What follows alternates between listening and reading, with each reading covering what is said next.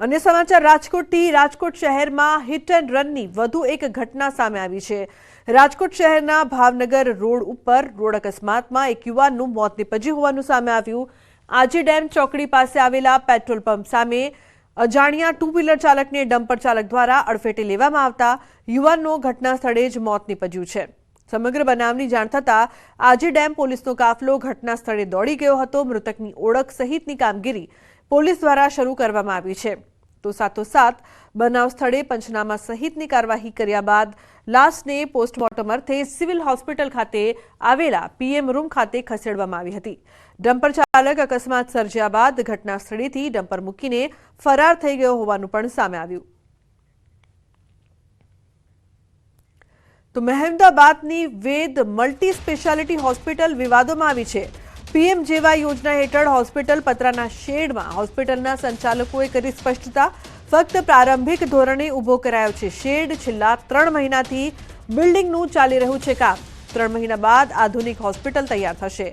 તો ખેડાની વેદ multi speciality હોસ્પિટલનો મામલો તાલુકા આરોગ્ય અધિકારીએ તપાસ ચાલુ હોવાનું કહ્યું છે। હોસ્પિટલે રિનોવેશન મામલે જાણ કરી। એવી છે કે હમણાં ટેમ્પરરી આપણે ગાંધીનગર પણ ઇન્ફોર્મ કરેલું છે કે અમારે રિનોવેશન ચાલે છે અને દર્દીઓને તકલીફ ના પડે, આપણા જિલ્લામાંથી બીજે જવું ના પડે એટલા માટે આપણે ટેમ્પરરી આ સ્ટ્રક્ચર જે છે એ બનાવેલું છે। એ 6 મહિનાથી કામકાજ ચાલુ છે અને હમણાં તમે જોઈ રહ્યા છો નવું સ્ટ્રક્ચર છે એ ઘણું પરમિશન સાથે, ગ્રામ પંચાયતની પરમિશન સાથે, અમારી જોડે પરમિશન પણ છે, તમને પણ બતાવીશ, ફાયર પણ છે સાથે, અમે આ હોસ્પિટલ બની રહી છે। ખેડા જિલ્લાના મહેમદાવાદની વેદ હોસ્પિટલ ફરી એકવાર વિવાદમાં આવી છે। વાત કરવામાં આવે તો જે પ્રકારે ખ્યાતિકાંડ સમગ્ર મામલો સામે આવ્યો ત્યારબાદ ચોંકાવનારી ઘટના ખેડામાં સામે આવી છે। ગુજરાત સરકાર દ્વારા આયુષ્માન કાર્ડની જે યોજના છે આ યોજના અંતર્ગત દર્દીઓને હોસ્પિટલની અંદર તમામ પ્રકારની સુવિધા આપવામાં આવે છે। આ હોસ્પિટલ દ્વારા પણ સુવિધા આપવામાં આવતી હશે, પરંતુ આ હોસ્પિટલ જે છે તે હોસ્પિટલનું જે સ્ટ્રક્ચર છે તે પતરાના શેડ છે। દ્રશ્યાંતો તમે જે જોઈ રહ્યા છો, હોસ્પિટલ જે મહેમદાવાદ ખાતરાજ હાઈવે છે તેની પર હોસ્પિટલ આવેલી છે। હોસ્પિટલ પતરાના શેડની નીચે બનાવવામાં આવેલી છે। શું પતરાના શેડની અંદર હોસ્પિટલ હતી? તો જ્યારે ખ્યાતિકાંડ થયો તે દરમિયાન સરકાર દ્વારા આરોગ્ય વિભાગને તપાસના આદેશ આપવામાં આવ્યા હતા। આ તપાસના આદેશ વખતે શું આરોગ્ય વિભાગે આ હોસ્પિટલ પતરાના શેડ નીચે ચાલે છે તેવી કોઈ પણ પ્રકારની કાર્યવાહી કરી હતી કે કેમ નહીં તે સવાલ ઉભો છે। કારણ કે જ્યારે આરોગ્ય ખાતાને જ્યારે પૂછવામાં આવ્યું ત્યારે તેમણે કીધું હતું કે ખેડા જિલ્લાની અંદર પીએમજેવાય અંતર્ગત જે 16 હોસ્પિટલ છે તેમાં કોઈ પણ હોસ્પિટલમાં કોઈ પણ પ્રકારનું સમસ્યા કે કોઈ વિવાદ ન હોવાનું સામે આવ્યું હતું, પરંતુ આ જે આરોગ્ય અધિકારી હતા તેમને આ પતરાના શેડ નીચે ચાલતું હોસ્પિટલ કેમ નથી દેખાય તે સવાલ ઉભો થઈ રહ્યો છે।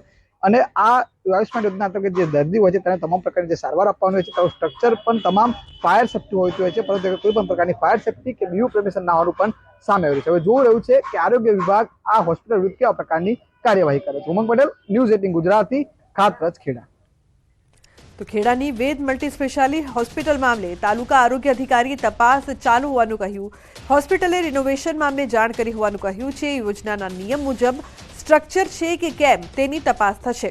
तो जिल्ला कक्षाएथी कमिटी बनावीने तपास कराशे। तालुका विभाग द्वारा पहला मुलाकात लीधी होवानुं कह्युं हतुं। जेनी तपास करीए छे अमे ए रिनोवेशन अंदर ની જાણ કરેલી હતી એમને, પણ હવે તપાસ કરી નાખીએ છે। જે જિલ્લા લેવલથી કમિટી બની છે અને કમિટીની અંદર જે પણ કંઈક અનયુઝ્યુઅલ નીકળશે અથવા તો જે પણ રિપોર્ટ આવશે એ રિપોર્ટ ડિસ્ટ્રિક્ટ લેવલ અમે સબમિટ કરવામાં આવશે। તો રાજકોટ શહેરના નાગેશ્વર વિસ્તારની એક ચોંકાવનારી ઘટના સામે આવી છે। ખોટું ઓપરેશન કરતા યુવતી દ્વારા પોલીસ ફરિયાદ નોંધાવવામાં આવી છે। યુનિકેર હોસ્પિટલના ડોક્ટર જિગીશ દોશીની ગંભીર બેદરકારી, ડાબા પગના ઓપરેશન સાથે જમણા પગનું પણ ઓપરેશન કરી કાઢ્યું। સપના પટોડિયા નામની દર્દીનું એપ્રિલ 2024માં ડાબા પગના ઓપરેશન સાથે ડોક્ટર દોશી દ્વારા બેદરકારીપૂર્વક તેમના જમણા પગનું પણ ઓપરેશન કરી કાઢ્યું। આ સમગ્ર મામલે યુનિકેર હોસ્પિટલના એડમિન કાર્તિક શેઠનું પણ નિવેદન સામે આવ્યું। મીડિયા સાથેની વાતચીતમાં કાર્તિક શેઠે જણાવ્યું હતું કે યુવતીને ડાબા પગમાં તકલીફ હોવાના કારણે અમે દાખલ કરી હતી। રિપોર્ટ બંને પગમાં તકલીફ હોવાનું સામે આવ્યું।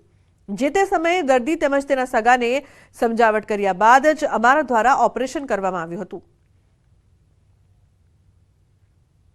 અમારી પાસે 24/4 પહેલાં પણ આવેલા અને એમને એમના ડાબા પગની દુખાવા બાબતેની કમ્પ્લેન કરેલી। 24/4 એ અમારી હોસ્પિટલમાં દાખલ થયા હતા। બહારનો રિપોર્ટ કરાવીને આવેલા હતા કે ભાઈ જેમાં એવું જણાતું હતું કે ભાઈ ડાબા પગમાં એમને તકલીફ છે, એટલે એ બાબતે એમને દાખલ કર્યા હતા।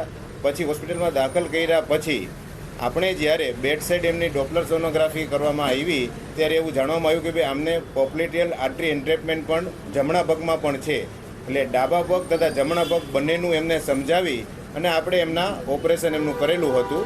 ઓપરેશન પહેલાં આપણે એમની સમજણ પૂરેપૂરી આપેલ હતી અને ઓપરેશન બાબતેની કન્સેન્ટ પણ આપણે લીધેલી હતી. અન્ય સમાચાર, અમરેલીથી ધારીમાંથી ઝોલાછાપ તબીબ ઝડપાયો છે. ગોવિંદપુરમાંથી એસઓજીએ ડિગ્રી વિનાનું તબીબ ઝડપ્યો છે. આરોપી લોકોના આરોગ્ય સાથે ચેડા કરતો હતો. બોગસ તબીબ ભાર્ગવ ડાભીને ધારી પોલીસને સોંપાયો છે.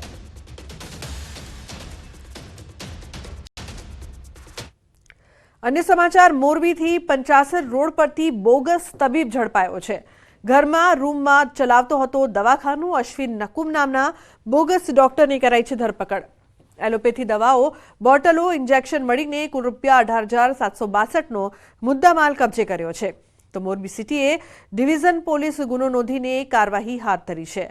તો ઝોલાછાપ તબીબોની ભરમાર જોવા મળી રહી છે. એક તરફ ડિગ્રી વગરનું દવાખાનું ચલાવતો તો બીજી તરફ ઘરમાં દવાખાનું ચલાવતો મોરબીમાં એક બોગસ ડોક્ટર પકડાયો છે. બીજી તરફ અમરેલીમાં પણ એક બોગસ તબીબ છે જે ડિગ્રી વગર દવાખાનું ચલાવતો હતો. મહત્વનું છે કે લોકોના સ્વાસ્થ્ય સાથે આ બોગસ તબીબો ચેડા કરી રહ્યા છે. જો કોઈનો જીવ જાય તો તેના માટે આ બોગસ ડોક્ટરો જવાબદાર છે, પરંતુ રાફડો ફાટ્યો છે આ બોગસ ડોક્ટરોનો.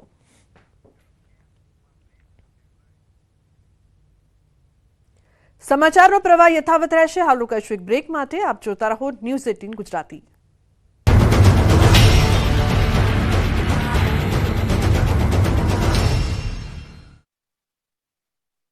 મિसेस નીમા દેખા. સંતોષી માતાના મંદિર આસપાસ 3 વિધર્મીઓએ દબાણ ઊભું કરી દીધું. ત્યાં સુધી કે રસ્તો પણ બંધ કરી દીધો. દ્વારકાના ખંભાળિયામાં 50 વર્ષ જૂના સંતોષી માતાના મંદિર આસપાસ હનીફ સુલેમાન, ગફાર અને ઉમર નામના શખ્સોએ દબાણ ઊભું કર્યું. પૂજારીએ ખંભાળિયા પોલીસને અરજી આપતા જ કાર્યવાહી શરૂ થઈ અને ગેરકાયદે ખડકી દેવાયેલું દબાણ દૂર કરી જમીન ખુલ્લી કરાવાઈ અને માતાજીના મંદિર સુધી જવાનો રસ્તો ચોખ્ખો કરી નાખ્યો. પોલીસે 3 આરોપીઓની પણ ધરપકડ કરી. પોલીસની તપાસમાં એવો ઘટસ્ફોટ થયો છે કે વિધર્મીઓએ સંતોષી માતા મંદિર અને સરકારી જગ્યાને બચાવી પાડવા માટે ખોટા દસ્તાવેજો પણ ઊભા કર્યા હતા. બધું જ પાક્કા પાયે કર્યા બાદ અહીં દબાણો ખડકી દીધા અને મંદિરના માર્ગમાં અવરોધ ઊભા કર્યા. જોકે ગેરકાયદે દબાણો વિરુદ્ધ આક્રમક તેવર દેખાડતી ગુજરાત પોલીસે તપાસમાં પળવારનો જ વિલંબ કર્યા વિના તપાસ આદરી અને દબાણોને દૂર કર્યા. ગૃહ રાજ્યમંત્રી હર્ષ સંઘવી આ પ્રકારે ખડકી દેવાયેલા ગેરકાયદે દબાણોને લઈને આક્રમક તેવર અગાઉ પણ દેખાડી ચૂક્યા છે. દ્વારકા, સોમનાથ સહિત રાજ્યમાં જ્યાં જ્યાં દબાણો ઊભા થયા ત્યાં કોઈની પણ શરમ ભર્યા વિના મન મૂકીને બુલડોઝર ફેરવ્યા છે. હર્ષ સંઘવી દર વખતે એ સ્પષ્ટ કરી ચૂક્યા છે કે જો દબાણ થશે તો બુલડોઝર તો ફરશે જ. 4 આંખલા અને 1 ગાયનું ઝુંડ કંઈક આ રીતે બાઇક સવાર 3 યુવકોને ફંગોળી ગયું. આ દ્રશ્યો દ્વારકાના છે, જ્યાં એક શેરીના વળાંકમાં જ અકસ્માત સર્જાયો.